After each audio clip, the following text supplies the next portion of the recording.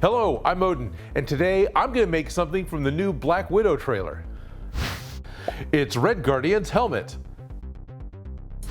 I start my pattern making my favorite way, with aluminum foil and duct tape.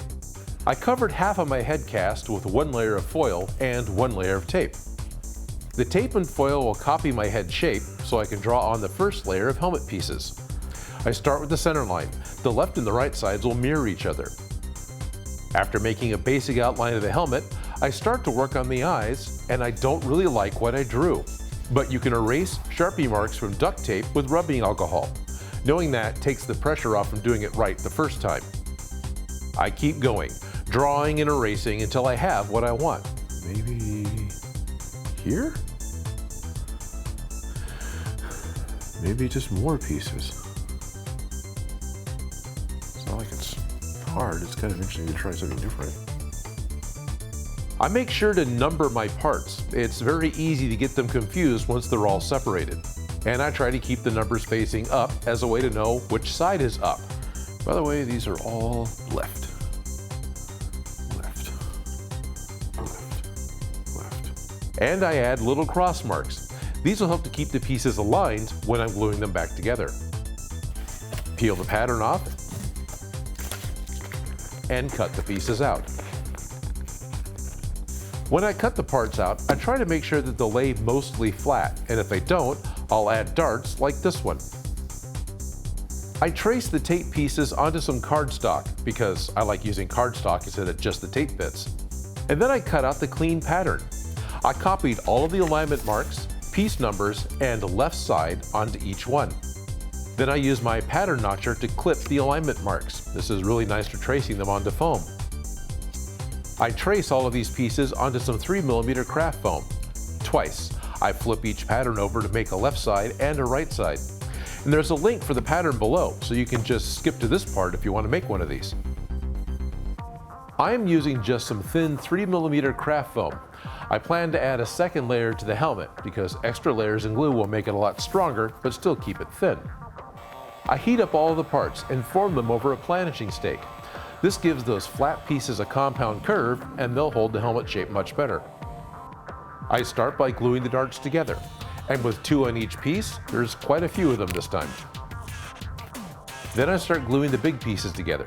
I marked each edge, so I'm just connecting A to A and B to B, and so on. The side of the head has alignment marks that actually connect to the dart seams, and I'm starting at the back edge so I can get the piece glued on right. The big head parts are easy compared to the face. I needed 2 little small pieces just for the bridge of the nose.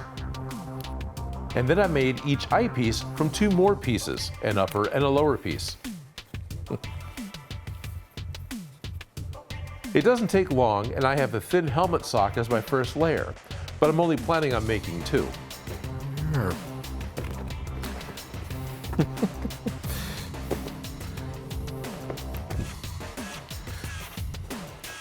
I add some 5mm craft foam eyebrows. Now these have an angled cut around the edge. I want to try to give the helmet a set of angry eyes. By placing these in between the layers, I should be able to get them. And I repeat the first step again. Wrap the head in foil, cover with tape, be slightly annoyed that I ran out of the cheap tape and I have to use my good stuff. Draw out all the panels on the helmet as well as I can see them from the 4 seconds of screen time that they get. And then I cut everything up and transfer to cardstock. Easy. This time, I trace the parts onto different thicknesses of foam.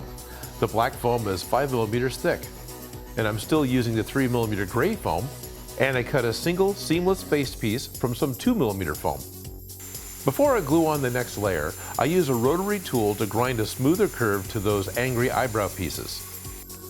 And then I glue the face on, and I hold the parts against my head cast so the nose will keep the right shape. I could glue a wire in here as well if I needed an even better fit. I heat up each half of the forehead with a heat gun and then press it to fit over the tan eyebrow. Kind of like using the planisher, but for a more custom fit. And once they both do fit, I mark where they fit on the first layer and where the top strips will start. I heat up, form, and glue down the 2 top strips next. I realize that not everyone has a cast of their own head, so if you want something to work from, I have a video where I covered a styrofoam head with some craft foam to get it to a bigger size.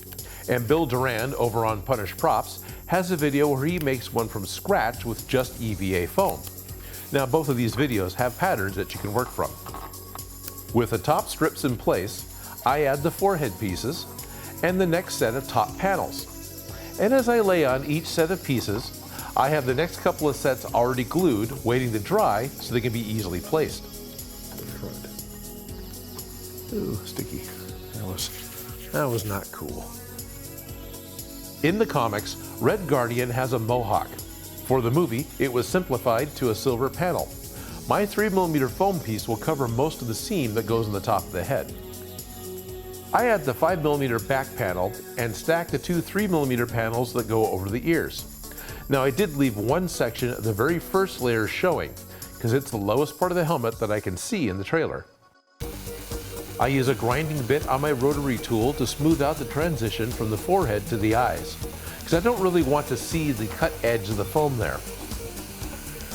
I also use a sanding drum to clean up the front edge of the face itself. So one of the trickiest things with this, for me, trying to figure out, is the armored cheekbones. Now the profile, that was easy. That's the straight cut. It's the plateau shape that the cheeks actually make. So my plan is to take my cheek pattern, which will fit what I need here, and I'm going to cut that along the top edge of one of these pieces where I've sanded the slope to it, right? So at the thick edge, I'm going to cut it out so it'll glue in place here.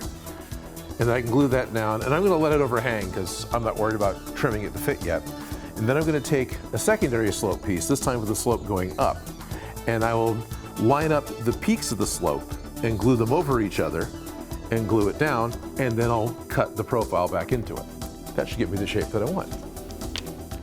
To get this long sloped edge, I taped a piece of 5mm foam to a block of wood and then held it at an angle until I heard the sander reach the wood.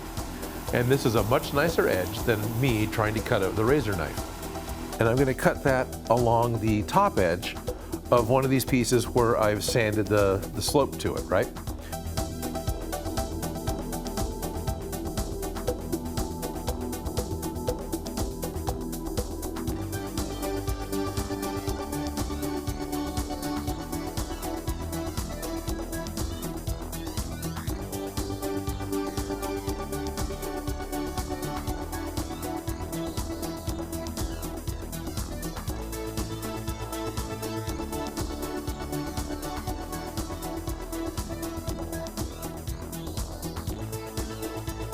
More rotary tool to clean all of these edges, and sculpting them to have a better facial look. I just don't want the cut edges of foam right here.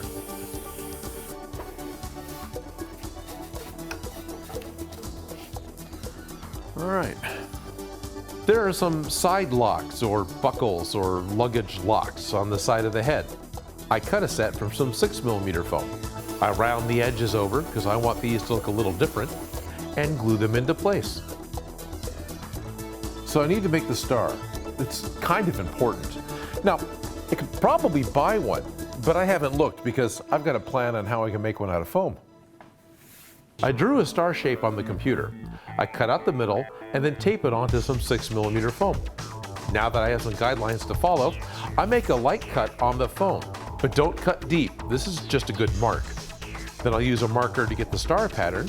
And I thought I should go old school and just use a razor blade to cut the star out. What I'm really trying to avoid is overcutting the inside corners. I want these to be as accurate as I can get them. Any extra cut here would be easily seen once I'm done. Then I cut a wide, deep wedge in each of the arms of the star, never cutting through the other side, because if I did, I'd have to start over. I cut my first seam a little deeper between the arms, but still not going all the way through. I put glue in the wedges of each arm, and when the glue dries, I pinch them all shut, which makes a peak on the uncut side. The seams between the arms let the star flatten out a little. Now I use the same paper pattern to help place the star. I carefully cut out a place for it to sit and glue it down. I use a hot knife to add final panel lines on top of the head, those buckles in the sides, and some on the back of the head, and a fine point wood burner to make little rivet holes on many of the panels. I also add the 3 marks between those furrowed brows. Now I did putty the seams on the forehead because they're supposed to be smooth, and the rest of them are fine, they're all panel lines mostly. A good coat of black Plasti Dip is the start of painting, followed by a couple more coats of red Plasti Dip. It was intentional to not fully coat the helmet in red. I left it a little splotchy, and red over black actually makes the red darker, which is going to be the right color to go for. I blue tape and paper mask everything that I want to keep red, because what's exposed, I'm going to spray paint silver. And once the silver dries, I cover everything but the star. I want to spray it with the same red I used on Captain America's shield, which seems appropriate. All right. But the paint was a little too cold, and the colors are not as nice, so I might actually repaint the star with some fingernail polish later.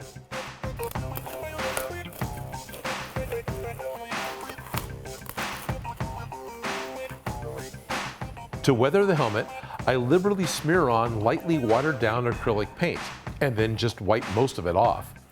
The paint will dry in the Plasti Dip, but most of it will wipe off while it's wet. I treat the whole helmet this way, and over the silver parts too. I'll spray water on the paint or on the paper towel to help remove paint, and I make sure to work it into the corners and the panel lines. And I don't need the dry brush red again. I just really clean off the high spots. I use a tiny amount of rub and buff silver for the scratches and paint nicks, and I place some on the corners of the panels, making sure there are a number of paint chips on the edges of the panels and on the helmet. Once the acrylic sets, I seal the helmet with a clear coat on the red and a glossy acrylic floor wax I put over the silver.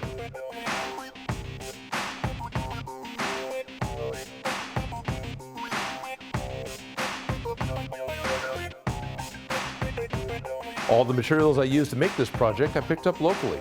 I put a part list in the description. Red Guardian's helmet. If I could grow a decent beard, this would actually be pretty cool. Now, this helmet only had like 4 seconds of screen time in the new trailer and no views at the back, so chances are I missed some details and we'll see something new when the movie finally comes out. But for right now, I'm really happy with how the brows worked and how I got the star to work out.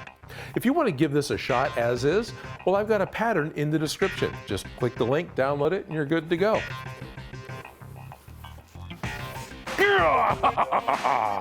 Still fits, but of course it does, because this is how Odin makes.